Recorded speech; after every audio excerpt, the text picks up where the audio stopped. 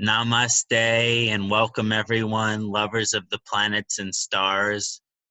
I've been doing a series on the different signs and their planetary rulerships. And today it is a blessed Mars Tuesday. And I'd like to wish you all a blessed Mars Mangala Tuesday. And I would like to share with you a comprehensive analysis of the sign Aries and the sign Scorpio, which are the two signs which are ruled by Mars.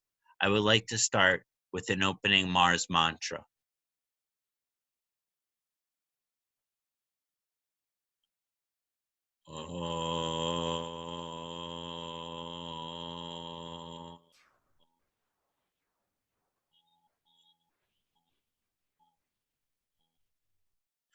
Dharanigarbasambutam vidyutkanti samaprabham kumaram shakti hastam cha tam mangalayam pranamamyaham.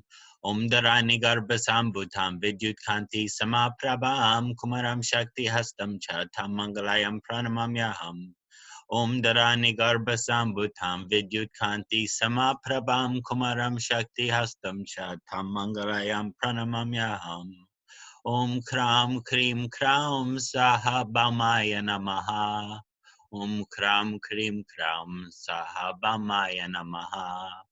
Om Kram Krim Kram Sahabamaya Namaha. Om Kram Krim Kram Sahabamaya Namaha. Om Twameva. Om Namah Shivaya Hari Om.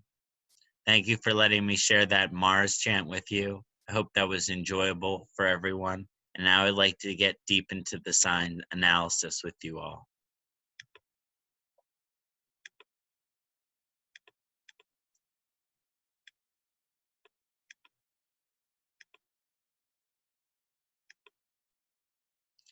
Okay, so we're looking at the signs Aries and Scorpio when we're looking at the Mars rulership here. The first sign is Aries, which is Mesha in Sanskrit. Now the symbol is the ram. The ram represents that advancing and progressing forward, right? It has those two huge horns, and they're progressing and advancing forward. So there's an aggressive tendency. There's a need to advance. Mars is also called Skanda. That's the general of the king's army. So we can see this energy in Aries. I want to reach the top position. So this is symbolic of the ram. Karmic and elementally, it's changeable sign. It's also, and that if you have planets in Aries, you can work through those lessons on your own because it's changeable. It's a fire sign, and its Ayurvedic dosha is Pitta. Now, from a dharmic perspective, what's the dharmic energy of Aries? It's constant progression in life. For example, in life, they say you take one step forward, two step backward, or you take two step forward and one step backward. But that is not the Dharma of the Aries Lagna. They need to take one step forward, then another step forward, then another step forward, and constantly be progressing in their life to reach the highest levels of achievement, like Skanda, and positions within hierarchies. So they are all about doing what needs to be done. The sun is exalted at the 10th degree in Aries. Mars is in its root position in the first 12 degrees and is in its natural sign in the later 17 degrees. It's debilitated in Saturn at the 20th degree. It does well with the Jupiter and the sun and Jupiter and sun signs, but it doesn't do well with Mercury or in Mercury signs. Qualities of a mature Aries is courageous, active, muscular. Usually they're strong. They have lots of endurance. They're success driven. They're very hard workers. They're persistent. They're natural leaders. They rise to the top no matter where they are, and they handle masses of people well, which means, yeah, in a fight, a really strong Aries could take on 5 or 6 different people, but it also means they can handle large groups of people like a general of army handles his soldiers. So something more along those lines. And then qualities of an immature Aries, you have a stubborn energy, an aggressive energy. It can be violent. It can be radical. It could be forceful. It's certainly in your face. It's egotistical. There's just a little bit of a superiority complex. Maybe you think you're better because of your race or your religion. You could be argumentative, combative, dramatic, and you can accomplish very little in your life. So a good Aries position is good, is amazing in a chart, and a difficult Aries position can be very challenging.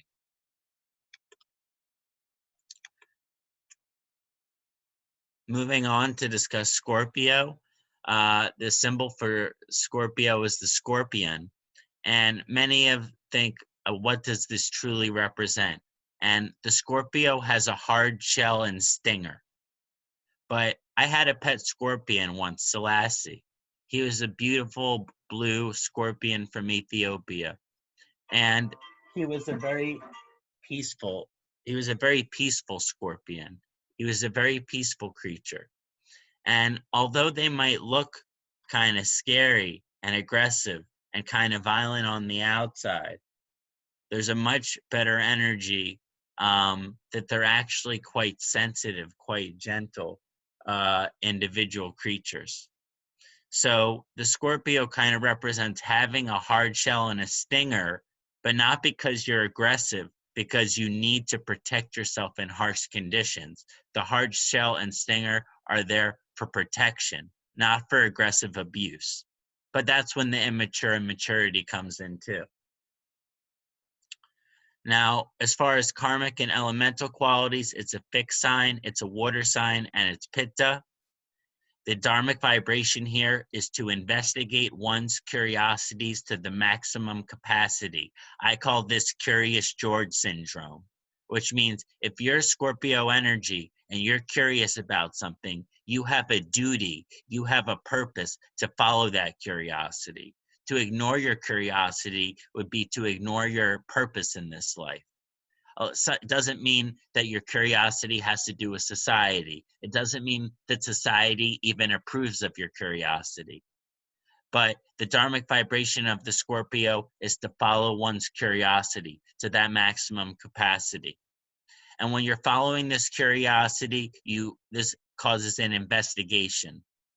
And in this investigation, you have to allow this investigation to transform their perception of life and priorities in it. So basically, Scorpio, energy, dharmically, is very curious, and so it investigates. But when it investigates, it transforms. So you're looking at like a caterpillar becoming a butterfly type situation here. Its exalted position, some say K2, but none technically speaking. A root position is none. Natural sign is Mars degree 0 to 30.